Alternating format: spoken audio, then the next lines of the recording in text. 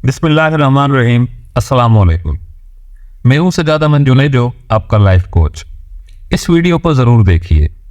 आप देख सकते हैं कि इस वीडियो के अंदर एक तीरंदाज अपना एक तीर कमान थामे हुए अपने हदफ पर निशाना ताने हुए बड़ी मजबूती से खड़ा है, जबकि एक दूसरा शख्स उस तीरंदाज के इर्द गिर्द के माहौल को डिस्टेबलाइज करने के लिए, बिगाड़ने के लिए मुख्तलिफ हरकतें कर रहा है।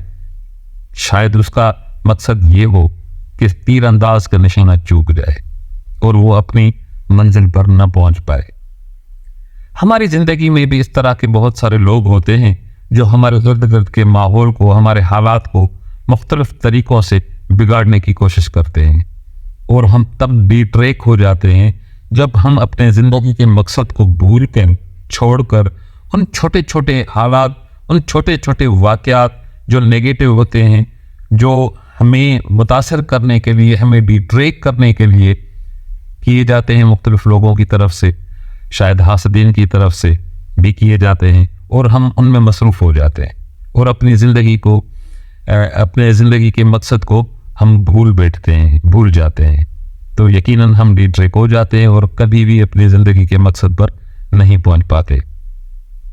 इस वीडियो से हमें यह सबक मिलता है। आप देख सकते हैं कि जैसे ही वो उनके हालात को बिगाड़ने की कोशिश कर रहा है, उस पेड़ को हिलाता है, तो उस तीर अंदाज की बॉडी का जो निचला हिस्सा है, कमर से नीचे वाला हिस्सा, वो तो यकीनन हिल रहा है। बावजूद इसके आप नोटिस करें कि उसकी बॉडी के कमर से ऊपर वाला जो हिस्सा है वो नहीं हिल रहा, ना ही उसका तीर कमान हिल रहा है, ना ही उसकी आंखें झपक रही हैं, ना ही वो उस हालात को बिगाड़ने वाले की तरफ देखने की कोशिश कर रहा है। वो कंट्रोल्ड है, पूरा का पूरा फोकस्ड है अपने हदफ की तरफ।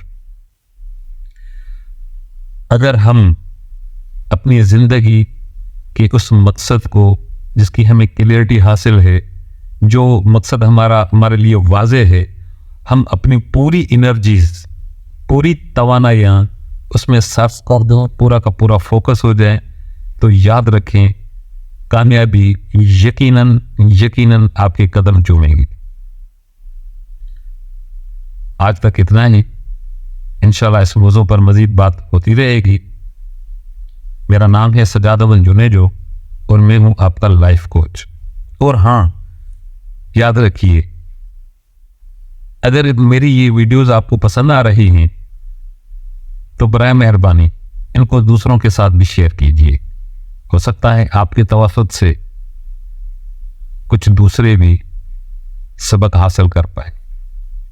देखने और सुनने के लिए बहुत शुक्रिया।